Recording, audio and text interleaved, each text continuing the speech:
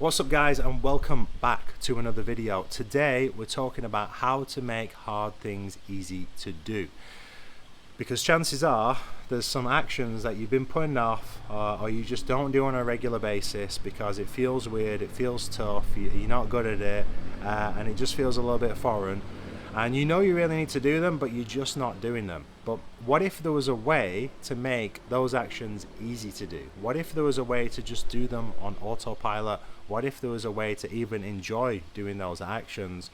Well, the good news is there is. The bad news is it's still going to take a little bit of effort, okay? But that's what we're going to discuss in today's video. So let's get into it. Now, the first thing I want you to understand, right, is that when you start something new, okay, you're not going to be very good at that thing, okay? And it's going to feel weird and it's going to feel foreign and you're going to doubt yourself.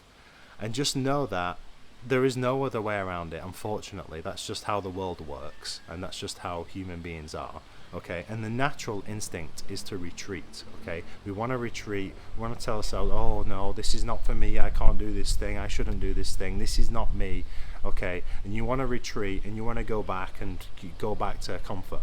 But do not do that. That is the absolute worst thing you can do, and that will guarantee that you don't hit your goals and you don't achieve whatever it is that you want to achieve, is if you just retreat back to what feels comfortable. You have to push through. I hate to break it to you, you have to push through, and there is going to be a period of time where it's going to suck, okay? But how do we shorten this period of time? You know, because some people, they just stay in that period where it sucks and they never get out of it, and just because it sucks for so long, you know, they're just relying on pure willpower alone, and willpower is a finite resource, okay? It doesn't last forever. You know, if you're relying on willpower alone, you will only go so far. The tank, it can only stay so full, and eventually that tank's going to run out and it's going to get really hard for you to do those things, and eventually you're going to quit, okay? So how do we get out of this phase, this short phase at the beginning where it sucks? How do we get out of that, and how do we start making progress as fast as possible? Because as soon as you start seeing progress, well, motivation is so much easier. I can remember when I first started going to the gym, okay? First time I ever went into the gym, I'm in the changing rooms, I'm nervous, like I'm waiting in the changing rooms for some reason, and before I actually go in the gym, I'm just, you know, giving myself more time to overthink and make it so much worse for myself. But then when I go into the gym, okay, I'm like looking around, there's so many machines, I'm just thinking, oh, what are these people gonna think of this like skinny young boy in the gym? When no one was thinking about that, no one even noticed I was there actually. But you know, I went in there and I didn't know what to do, but I just saw a treadmill, so I was like, okay, let's get on the treadmill, okay? And it just felt, and then when I tried to do the weights and stuff like that, I just felt like so uncomfortable, so weird, it just felt out of place. But now, when I go into the gym, well, I don't even think about it. I go in the gym, I do what needs to be done, I have conversations with people, and then I leave. And it's almost like autopilot. And it's a bit like riding a bike, okay? Don't know whether you can remember the first time you've ridden a bicycle or a motorbike.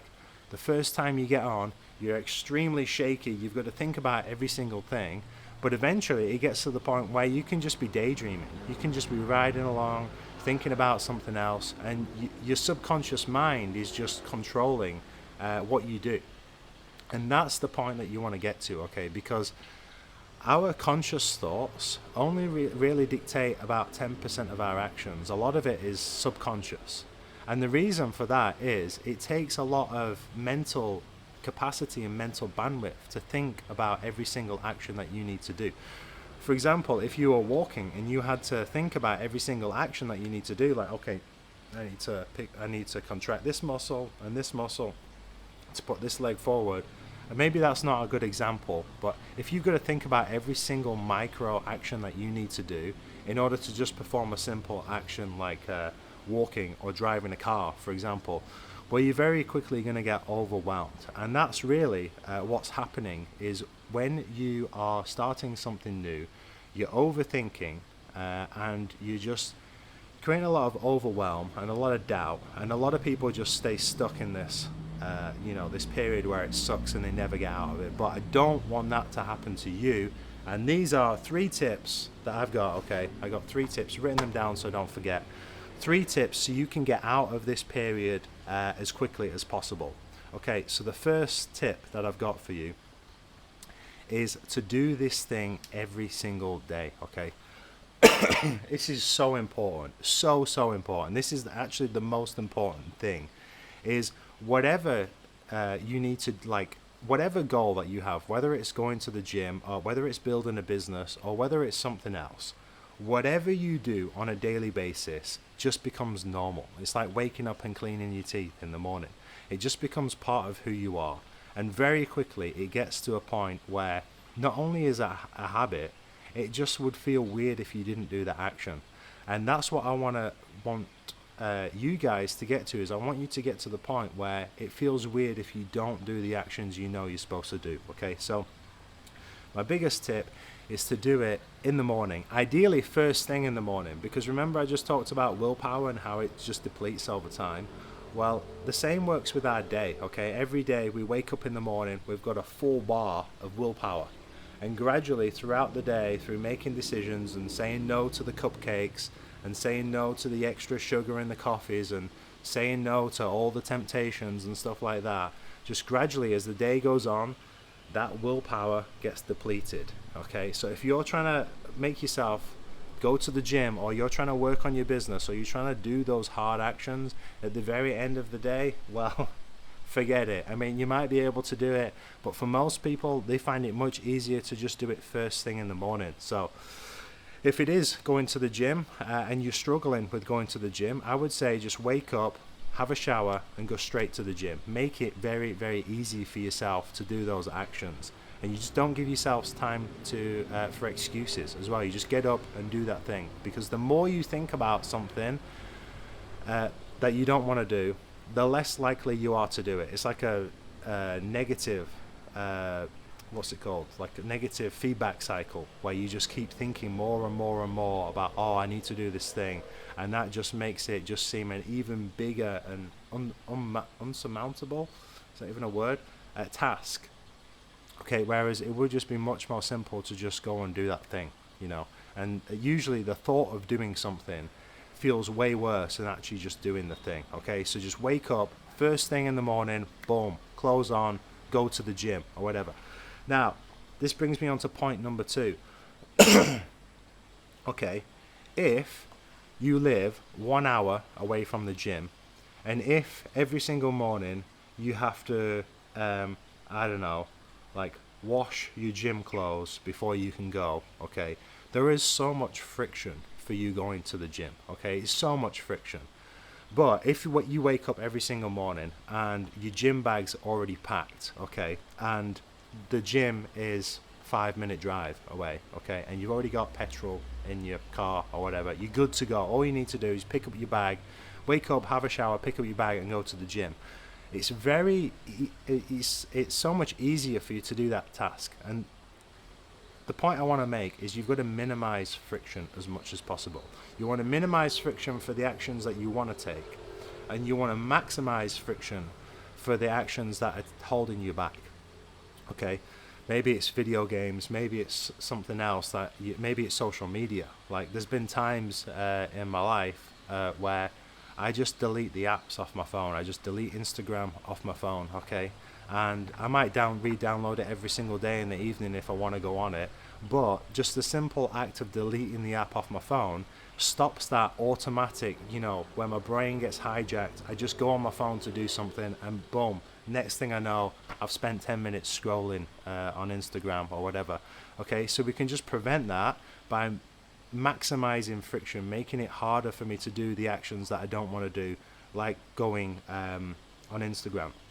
Another example is sometimes my girl leaves like cookies and donuts and snacks in the fridge, and especially if I'm in a cutting phase right now, I'm trying to lean out a little bit, so I'm in a calorie deficit, I'm hungry, and when I'm hungry I usually just end up opening the fridge like 40 times a day. Like, literally, I just open the fridge, even though there's nothing in there, I just open the fridge, have a look, have some water, and just close the fridge again. But the problem is, when my girl's here, She likes to put cookies in there, donuts, cakes, all these kinds of things. And every time I open the fridge, I'm seeing those things, and it's like, oh, it's like a trigger for me. Like, oh, I wouldn't mind eating that.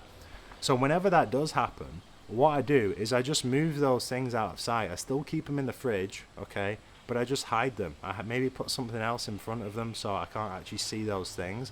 But out of sight, out of mind. So it's not minimizing friction per se, but it is because, you know, I don't have those, I'm not battling with those ideas in my head like, oh, it would be nice to eat a donut right now. Okay, so that's point number 2, is you want to minimize friction for the things that you know you're supposed to do. Make it very, very easy for you to do those actions. And lastly, point number 3, this is the one that I know you're not going to like, but you've got to put in the reps, okay? Practice, practice, practice. Practice makes perfect. That is a quote because it is so, so true.